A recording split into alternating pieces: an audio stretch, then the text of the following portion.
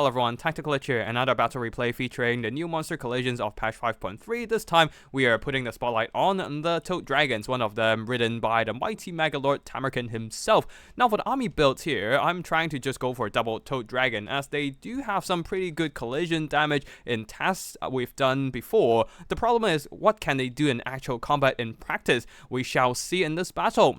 Other than the double Toad Dragons here, we do have a Chaos Sorcerer of Nurgle providing healing with Fleshy Abundance and Stream of Corruption. The rest of the army are all Vanguard deployed, Pestigors, Nurglings, and Chaos Furies of Nurgle ready to jump onto the Cathay missile unit.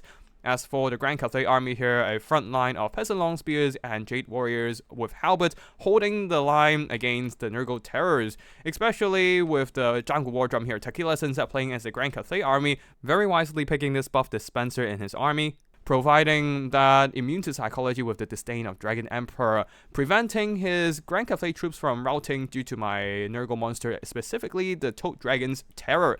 Other than the front line there, we do have some Peasant Archers providing some solid missile support and also that harmony effect boosting that melee defense of all these Cathay troops. Behind the missile infantry, we have the Peasant Long Spears guarding the double Grand Cannon and a bunch of Peasant Horsemen and Jade Lancers with some mass and speed to screen off enemy troops. Leading the army is actually a melee fighter, the Celestial General, on his Longma mount, with an Alchemist providing some armor debuff in the form of Plague of Rust and Searing Doom to damage enemy infantry. That is it for the army builds, and now let's get the battle started. Battle begins, and my Vanguard forces are rushing straight for the Grand Cathay box, trying to drag those Grand Cathay missiles into melee as soon as possible, as the Grand Cannons are now unleashing a torrent of fiery cannonballs onto my Chaos Sorcerer of Nurgle, trying to cut off my spell support, specifically my healing support. I'll try to juke around a bit with the foot character, and because of the small hitbox of the foot character, it is quite hard for the Grand Cannon to land a shot onto him.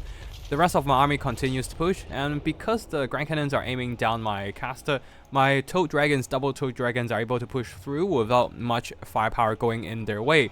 Though I am recklessly throwing in some Chaos Furies here. The idea is to silence the Grand Cannon, at least disrupt them, preventing them from continuing to shoot at my Chaos Sorcerer of Nurgle, but I probably should have left those Chaos Furies in reserve for a little bit longer here. They're being dispatched by the Peasant Horses while the rest of my army isn't quite in the front line just yet. One of the Furies already fading back into the warp. A bit of a waste of my mobility. Tamarkin's Toad Dragon opened up with a Vomit attack doing some nice damage to the Peasants.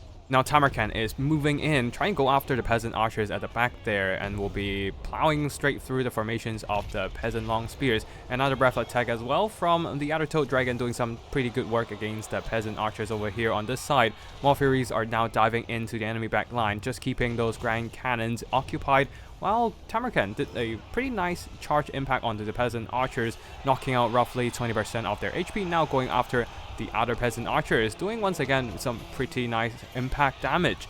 Now here comes the Jade Lancers countering the charge of my Toad Dragon here, trying to tar pit my big single entity monsters in the back line there, preventing them from going after other archer units.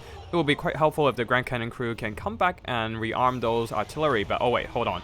The Grand Cannons are actually all dead, so that was quite unfortunate for the Grand Cathay army, but there's still a lot of Peasant Long Spears and Halberd Warriors holding the line, beating back my Pestigors and Nurglings here. So I am struggling to break through the Grand Cathay box, especially the Peasants are actually immune to the psychological terror of all those Toad Dragons here, the immune to psychology from the War Drum. So that is a really key in keeping these Peasant Long Spears in the fight, as they cannot be terror routed by the Toad Dragon.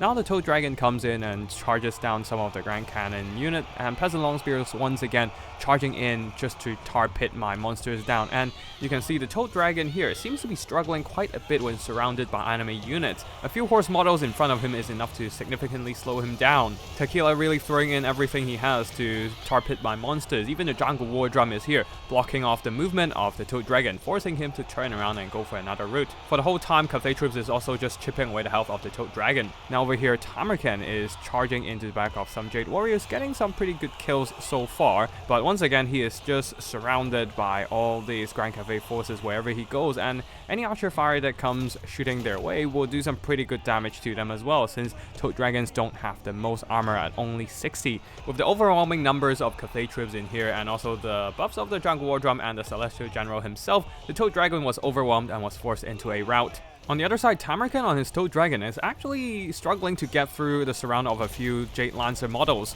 needing an attack animation to break him out of there. This is something I noticed with the Toad Dragons, and it is that they are very easily stuck in enemy blobs. When I was playing as Ogre Kingdoms versus Grand Cathay, I love to use Stone Horns to trample those Grand Cathay boxes, and I don't think I've ever had that kind of problem with the Ogre Kingdom monsters. There's not a lot in front of the Toad Dragon, only a few cavalry models and a bunch of infantry, but Tamarkin is completely stuck, unable to push through this kind of enemy blob here. On top of that, the lack of armor means the Toad Dragon is taking a ton of damage when they're spending time getting stuck in these blobs, getting slowly but steadily poked down by the Grand Cathay forces. Now even the Grand Cannon artillery crew is being thrown into combat as they don't have an artillery model to mount. But over here, the Toad Dragons actually couldn't really break through the enemy blockade. One of them has been routed and will be escorted off the battlefield by the Jade Lancers here, surrounding him and poking him down. I even dropped a heal and Flashy Abundance onto him, but unfortunately, the healing has been wasted as there is no chance for the Toad Dragon to return to the fight. So that leaves only Tamarkin holding everything up for the Nurgle army. Now Tamarkin slamming into these peasant archers, doing pretty minimal impact damage. Quite unfortunate on the RNG here. Sometimes it works, sometimes it doesn't, but when it works, the Toad Dragon can definitely do some solid work with that charge impact. But right now, Tamarkin is just struggling to push through enemy infantry. This time he seems to have a slightly easier time, but he is still getting constantly poked by the Jade Lancers here, not having the most speed on the battlefield. He is not easily escaping the enemy pursuit. That leaves pretty much only Tamarkin in combat, and he is really struggling to go through those enemy blobs. Army losses have long since hit, as the forces of Nurgle abandoned their lone leader. We're just going to fast forward here as we watch Tamarkin struggle to push through enemy infantry blobs. One single horse model was enough to slow him down significantly from pushing through those enemies surround, and eventually he will be slain, and that shall be victory for Tequila Sunset's Grand Cathay army. GG to my opponent, Tequila Sunset for the win. Now for the army performances here. The Nurgle army with the double Toad Dragon got quite a few kills, but not a lot of value as they were mostly just killing peasants. And most importantly, the double Toad Dragons got stuck quite often in the enemy blobs, so I was not able to use them efficiently to disrupt the enemy backline or do those impactful charges with the new collision attacks. So their damage value is quite limited. If I can use them to jump around different units more quickly, then I probably would have a better time with the Nurgle double Toad Dragon build. But in this case, seems like the Toad Dragon still suffer quite a lot from being a rather fragile big monster and also having a hard time pushing through enemy obstacles.